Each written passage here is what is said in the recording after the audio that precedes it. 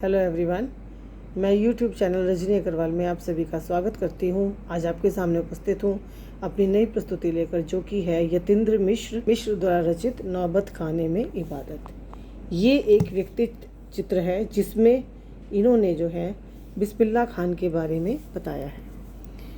बिस्मिल्लाह खान का बचपन का नाम था उमीरुद्दीन और उनका जन्म जो है बिहार में डुमराव नाम के एक संगीत परिवार में हुआ था।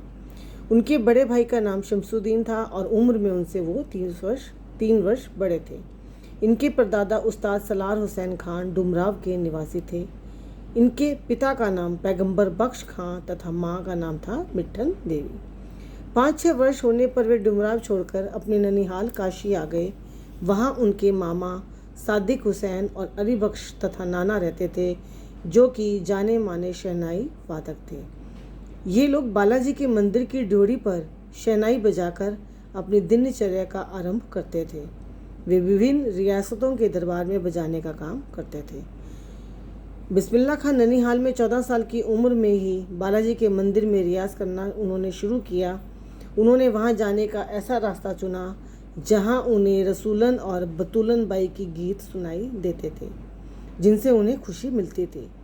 अपने साक्षात्कारों में भी उन्होंने स्वीकार किया है कि बचपन में इन लोगों ने उनका संगीत के प्रति प्रेम पैदा करने में बहुत ही बड़ी भूमिका निभाई है।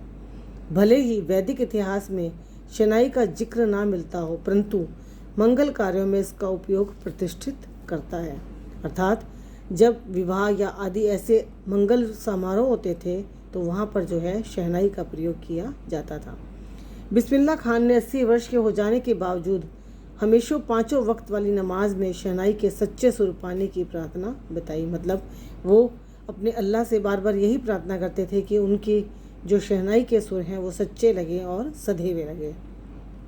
मुहर्रम के 10 दिन बिस्मिल्लाह खान अपने पूरे खानदान के साथ ना तो शहनाई बजाते थे और ना ही किसी कार्यक्रम में भाग लेते। 8वीं तारीख को वे शहनाई बजाते और दाल मंडी से फातमान और 8 किलोमीटर की दूरी तक भींगी आंखों से नोहा बजाकर निकलते हुए सबकी आंखों को भिगो देते। बिस्मिल्लाह खान फुर्सत के समय उस्ताद और अब्बा जान के काम को याद कर अपनी पसंद की सुलोचना, गीता बाली जैसी अभिनेत्रियों की फिल्में जो हैं देखा करते थे और उन्हें याद करते थे। वे अपनी बचपन की घटनाओं को याद करते हुए कैसे वे छिपकर नाना को शहनाई बजाते हुए सुनाते और बाद में मीठी शहनाई को ढूंढने के लिए एक एक करके शहनाई को फेंकते और कभी मामा की शहनाई पर पत्थर पटक कर दाद देते। बचपन के समय वे फिल्मों के बड़े शौकीन थे।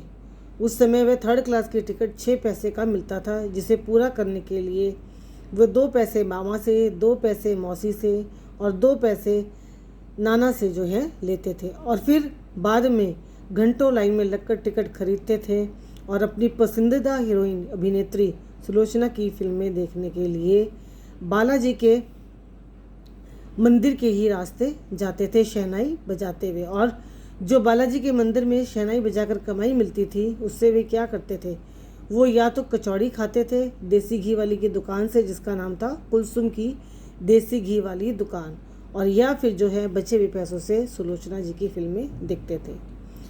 काशी के संगीत आयोजन में वे अवश्य भाग लेते। यह आयोजन कई वर्षों से संकट मोचन मंदिर में हनुमान जयंती के अवसर पर हुआ करता था। क्योंकि ये एक शहनाई वादक थे तो ये जो भी करते थे वो करते थे बालाजी के मंदिर तरफ, उस तरफ मुंह कर बैठ जाते थे और शहनाई की उसी तरफ घुमा दिया करते थे। गंगा, काशी और शहनाई उनका जीवन थे। काशी का स्थान सदा ही उनके लिए एक विशिष्ट रहा। क्योंकि यह उनकी एक तरह की पाठशाला थी और बिस्मिल्लाह खान की शहनाई की धुनों की दुनिया अब तक जो है दीवानी है। सन 2000 के बाद पक्का महाल के मलाई बर्फ़ वालों के जाने से देसी घी, कचौड़ी, जलेबी जैसा पहला स्वाद ना होने के कारण इनको उनकी कमी खलती रही। वे नए गायकों और वादकों में घटती आस्था और रियाजों का महत्व के प्रति बहुत ज़्यादा चिंतित थे। बिस्मिल्लाह खान हमेशा से 2 कौमों की एकता और भाईचारे के साथ रहने की प्रेरणा देते रहे और 90 वर्ष की उम्र में 21 अगस्त 2006 को उन्होंने दुनिया से विदा ली। वे भारत रत्न, अनेकों विश्वविद्यालय की मानद उपाधियों व संगीत नाटक अकादमी पुरस्कार तथा पद्म विभूषण जैसे पुरस्कारों से जाने नहीं जाएंगे, बल्कि अपने संगीत यात्रा के नायक रूप में भी पहचाने जाएंगे। तो ये थी बच्चों बिस्मिल्लाह खान के ऊपर एक व्यक्ति चित्र नौबत खाने में इबादत। आशा करती हूँ आपको समझ आया होगा, और अगर पसंद आया है तो मेरे चैनल को लाइक करें, सब्सक्राइब करें। धन्यवाद।